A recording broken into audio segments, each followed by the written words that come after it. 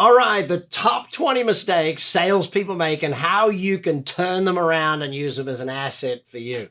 I'm Brad Sugars, chairman and founder at Action Coach, and these are, in my opinion, the top 20 mistakes salespeople make.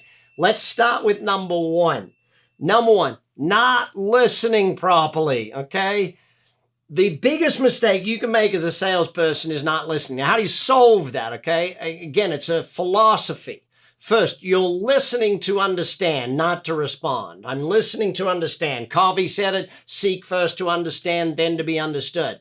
The best way for a salesperson to prove they are listening is to take notes, to actually write down things people are saying for two reasons. Number one, they'll see you writing it down. Okay, now if you're on the phone, you can say, hang on a sec, I'm just making some notes, okay? Second reason is when you're writing it down, okay, you're focused on listening and trying to get good notes rather than trying to think about what's the next thing, okay?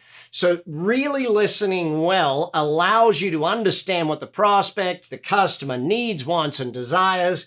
So focus on that one first. Second marketing mistake that salespeople make.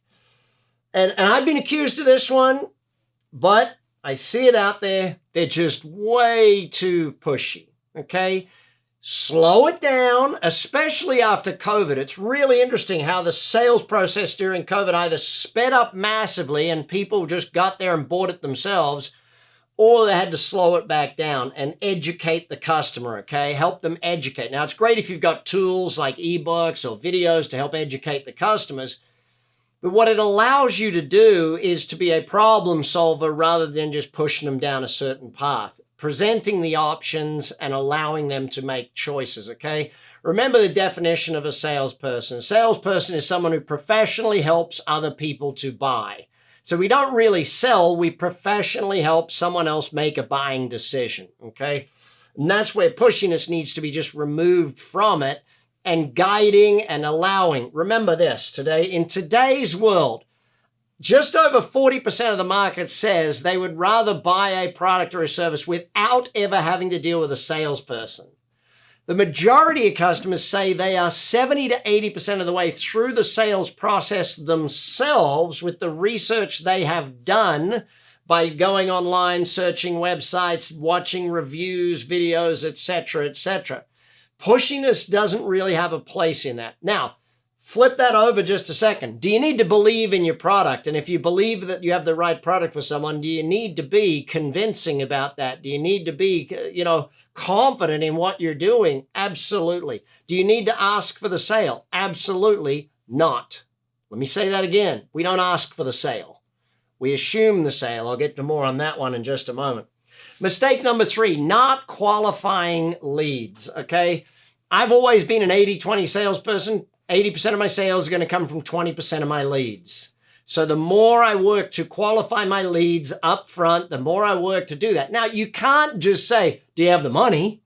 You've got to ask open-ended questions, getting them talking, getting them about things so that you can lead them to a fact where they qualify or disqualify themselves, where they actually get educated enough to qualify themselves in or out of the buying process. You can't just do it. And I've seen some salespeople think, oh, I got to qualify this lead. Well, do you have the money to buy? No, you've still got to sell. You've still got to actually build a relationship. You still got to get the whole know, like, and trust factor. So you've got to make certain that you're asking questions that allow them to qualify themselves, okay? But do the qualification, work out early who are the ones who are ready to buy right now and who are the ones that need to be on a drip feed, who are the ones that need education, so that you move fast with the ones that are ready to buy right now. Generally, 20 to 40% of the market, depending upon the product or service you have, are ready to buy right now. That means a smaller percentage are ready now and a larger percentage need work over time. So be clear on qualifying your leads. Mistake number four, thank you. Not building rapport. Rapport building in this day and age is still one of the most important things, especially if you're doing phone selling, Zoom selling, internet selling, message selling, email selling. How you build rapport is very important with that person. Now, what is rapport? Rapport essentially is finding an unconscious connection type thing, that there is a similarity between us in some way, shape, or form. Similarities can be our background. Similarities can be both being parents. Similarities can be. So that's why it's important to weave into your questioning, finding out about them and giving information about you. It's important to put that in your sales process, information about yourself, whether it's on the website, no matter where, but people are going to look you up. They're going to check your LinkedIn profile or your Facebook or your company's website. They're going to find these things. So make sure that there is information and videos and things like that that allow them to find a way to be in rapport with you, but also you need to find a way to be in rapport with them. Number 5 mistake, lack of product knowledge. You know, with AI the way it is these days, you can almost have a bot have the amazing level of product knowledge to replace a lot of customer service people, a lot of sales people type thing. It's amazing. A bot can train on product knowledge and know it inside out. Well, we as salespeople need to have better product knowledge. Now, that also means it leans on our technical people and our marketing people to create product knowledge brochures, videos, ebooks, etc., etc. See, a lot of the time, the product knowledge doesn't have to be perfect in your mind, but you need to know where to find the product knowledge. You need to know where to look it up. You need to know the links to send people in order to be able to give them the knowledge that they need. Now, that flips it over to mistake number 6, lack of competitor knowledge. If your customer knows more about your competitor than you do, then they can sell you. Okay, now let me explain what I mean by that. In a sales scenario, someone always makes the sale. Either you make the sale and they buy the product or service, or they make the sale that you can't help. See, either they sell you or you sell them. You sell them that you can help, or they sell you that you can't help. If they know more about your competitor's product or your competitor's service than you do, they are at a distinct advantage. So you've got to know as much as you know about your products and services about your competitors' products and services. At least, or at the very least, know where to get that information to be able to deal with it and be able to handle that stuff. Mistake number 7, the use of jargon. Simplify, simplify, simplify. Use the word you more often than the word I, we, us, and our company. You got to put it in the customer's language, especially your emails, especially anything in a written document, in a video that's prepared, any brochures that are going out. It's got to be in a customer-centric, simplified point of view. One of the things, and I was chatting with someone in the furniture business just the other day, and they started saying something. I said, hang on, how many years you been in the furniture business? He said, I've been here 28 years. I said, great. How much do you think your customer knows as a percentage of what you know? He said, maybe 2%. I said, great. Treat them that way. Teach them from, like, I don't know anything, okay? At least give me that knowledge, but write me an ebook on how to pick a good couch. Do me a video on the 17 things I should look for in a good bed. You know, give me the information to be able to do that, but simplify it and remove the jargon. Number 8. Lack of preparation. It kills me. And I'm sure you've had this too, where a salesperson has called you and they asked you a question. It's like, did you not even bother to look me up? Did you not go to our website or check my LinkedIn? Come on, dude. Go away. Call me back when you've done some homework. You know, in this day and age, everything is available for you to go out there and learn about your prospect, find out what football team they follow, find out where they went to school, find out how many kids they've got, find out. What's their favorite restaurant? What's their favorite charity? You know, where does she go on vacation? Look that stuff up before you get on the phone with someone. It makes your life so much easier in their life. Now, don't go stalkerish. Don't get on there and go, hey, those photos of your kids look really good the other day. But know that they have kids. Okay? Very important stuff. Okay? What are we up to? Number 9. Over-promising and under-delivering. It's still a problem today. It's always been a salesperson's problem. Under-promise, people. Under-promise. Don't over-promise. Under-promise and over-deliver. If you know that you're going to be able to get it to them on Thursday, and you say, listen, we should have it in by Friday. If I can get it to you earlier, I will. Then great, it gets to them on Thursday, and they're like, wow, great job. You got it to me a day early. No, under promise, over deliver is really important for us as salespeople, okay? And our entire team too, I guess. Number 10, a lack of clear goals. A salesperson without goals is a salesperson that doesn't hit budget. No two ways about it, okay? And you don't just need a goal of, okay, this is my goal of total sales for the month. You need, okay, how many calls do I make goals? How many new connects do I want per day? That sort of thing. You've got to have goals broken right down into the components that make sure you get to the goal, okay, the ultimate goal. More granular goals, better results, okay? And even use the philosophy of, there's a great book on goals which talks about how many days in a row can you do something. They call it streaking, like going on a streak. Like how many days in a row can you connect with one brand new prospect? How many days in a row can you connect with, ask for one new referral or something? It doesn't matter what it is, but doing it days in a row, keeping consistent, that's how you'll get amazing results with your goals. Number 11, ignoring or badly handling objections. Now, do objections still come up? Yes. And I see some people say, oh, look, I don't want the term objections in sales. It means it's antagonistic. Listen, sales is partially antagonistic, always has been, always will be. We're trying to convince someone to do something. They're trying to buy something, but they don't know if they're making the right thing. They don't want to make a mistake. There is a challenge in that whole thing, okay? Are you going to get objections? Yes. Now, why do you get objections? Two reasons you get objections. One is you create them. If you keep talking about something a certain way, keep showing them something in a certain way, you're going to keep getting the same objections. I was with a salesperson just recently. His number one objection he got from people was time.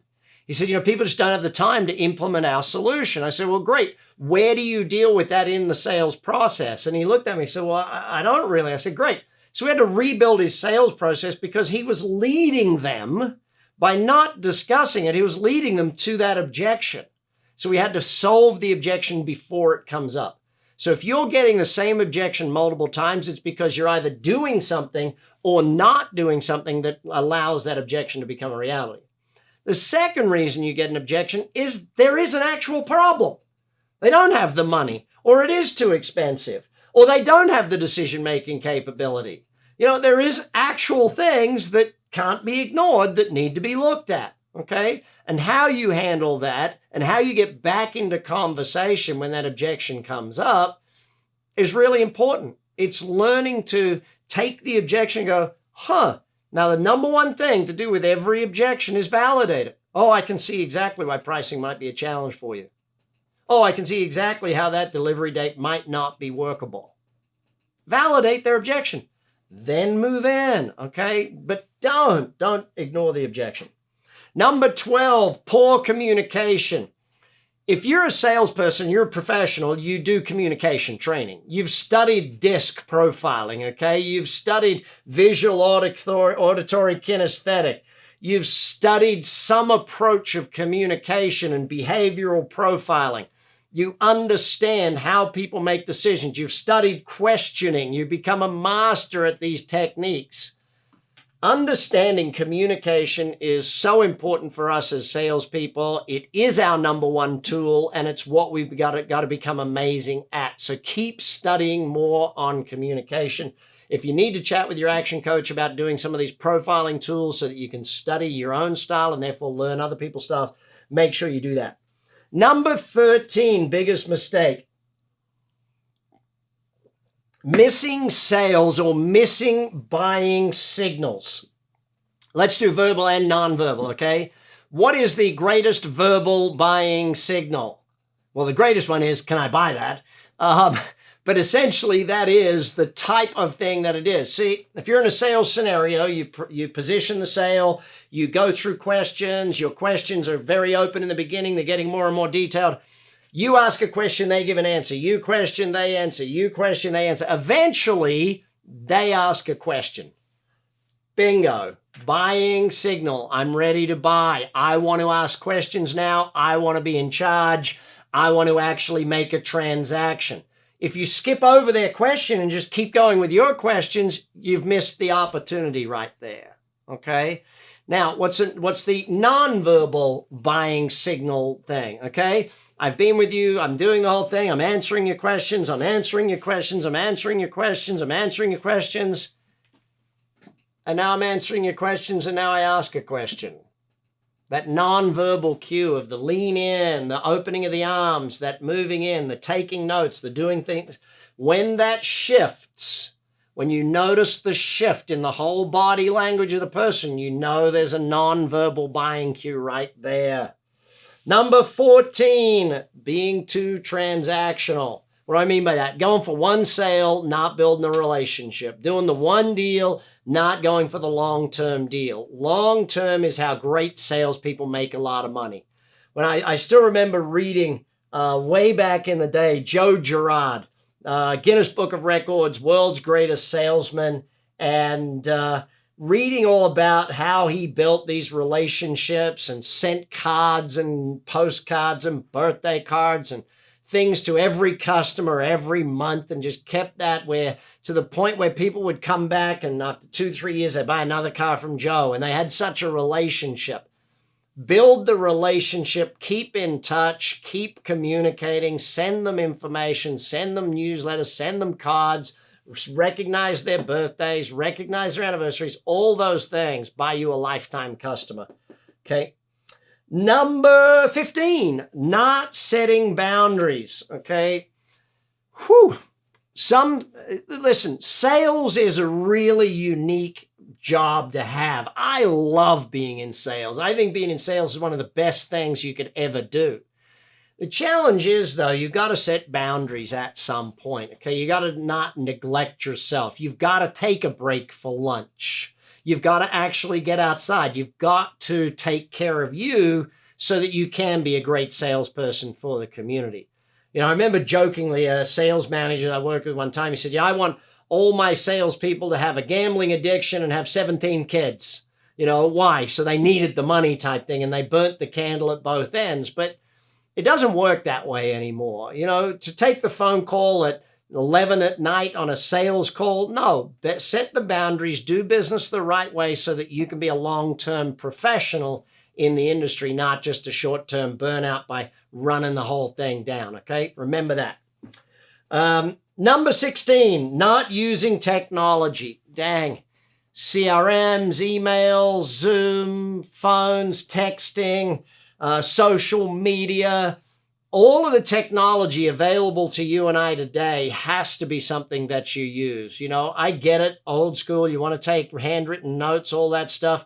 Recording your phone calls, recording them and listening back to your sales pitches, all of those things. Leveraged methodologies, videos, you know, record the video once instead of having to explain it to everybody all the time again and again and again. It's on video. Hey, presto, there you go. Write the ebook, create the template email, use technology to your advantage more and more and more, not less and less. Number 17, poor follow-up. You know, basically giving up. If I go back to, you know, the whole idea of follow-up is that most customers need multiple transactions or multiple interactions with you in order to buy it. I remember the late, great Jay Levinson telling me, Brad, until someone's had 17 interactions, they're not in a positive buying frame of mind. And I'm like, 17? Oh my God. Yeah, but that could be an email. It could be an ad they saw. It could be an article they read. There's multiple different ways for them to get that follow-up type thing. You have a reason to follow up each time. Don't be the follow-upper that just calls up and goes, hey, I'm just calling to follow up. Like, that's dumb. Call with a reason to follow up. Hey, I'm calling to let you know that we published an article around the product you were looking for. I just wanted to check if I had the right email to make sure that I could send you the article so you got more information around what you're looking for. You know, have a reason to chat with people. Oh, and by the way, how's things going? Fantastic. Good, good, good. Any progress on decision making, what you're looking for? Any other question you got? You know, Have a reason, though, to follow up. Give yourself a reason. Giving up is not in a salesperson's vocabulary. When should you stop calling someone? When they say, please take me off your database. Please stop calling me. Excellent. They're no longer interested. Fantastic. I can stop calling right now. That inconsistent follow-up is also a bad thing. Okay? Make sure it's consistent. What are we up to? Number 18, poor time management. Okay, poor time management is a killer out there in the marketplace for a salesperson. A salesperson that manages their time well will usually have 2 or 3 segments of the day where they hit the phones. 1 hour here, 1 hour there, 1 hour there. An hour in the morning, hour around lunch, an hour in the afternoon. Hit the phones for 3 straight hours. Do all the other work in between. When I'm on the phone, I'm on the phone. When I'm doing paperwork, I'm doing paperwork. I don't try and do the phone and then do some paperwork and then do some emails and then do that. No. Break your time up. Manage yourself so that you get the most done fastest way possible. I remember one of my earliest sales managers literally got some tape and taped my hand to the phone. And he said, don't get up until you've made the first sale. It was like, and that became my mantra. I do not get up until I've made a sale. Once I sit on the phones until I've made a sale, I'm not getting up. And that's a great way of managing your time. Number 19 mistake, not asking for referrals every single time. Yeah, you can ask for it every now and again, but unless you're asking every single time, and especially right at the point of the transaction, right at that point of transaction, hey, is there anyone else? And make it easy for them to give you referrals. Hey, here's some referral vouchers, some referral cards, here's some referral certificates. If it was me, I'd say, here's my book on sales. Let me give you 5 copies of this. Please give it to 5 other salespeople you think I should be chatting with about sales training. By the way, if you haven't done sales training with my coaches at Action Coach, please reach out. They have a 12-week sales training program that they can help you and your team with. Number 20, top sales mistake, forgetting existing customers. Your best next customer is one of your existing customers. Make certain that you keep following up. Doesn't matter your industry, doesn't matter what you do. You keep in touch with people. Don't forget them. Don't lose them on your database, okay? And I get it. I've got people, like I had this real estate agent say to me, but Brad, people don't buy a house every week. I'm not saying talk to them every week, but keep in touch at least once a month or every 90 days at the very least. Every 7 years, the average person buys a new home, 3 to 7, depending upon the marketplace. 7 years, a letter 4 times a year, or a card 4 times a year. What's that? $1 a letter or $1 a postcard once you have postage and everything? $28, $4 a year for 7 years, $28 to keep in touch. A couple of phone calls here and there. Yes, it makes sense to keep in touch. It's worth it to build that thing. Do not forget your past customers. Keep them busy. Keep your existing customers and help them buy more. If you keep in touch, you get more referrals. If you keep in touch, you get more repeat business. You get them buying more, upgrading, buying more things. And if you keep in touch, you inform them of all the new things that you start doing. I hate it when a customer says to a salesperson, oh, I didn't know you sold those, or I didn't know you did that. Oh, you've got to keep in touch, keep educating them, keep informing them. All right, these are the top 20 sales mistakes and how you can fix them. Get to work, do that thing. If you want more on this, read the books, contact your coach, learn how you can get more sales training and get your results up out there in the marketplace. Be well, bye for now. Share this with another salesperson and make sure you hit subscribe.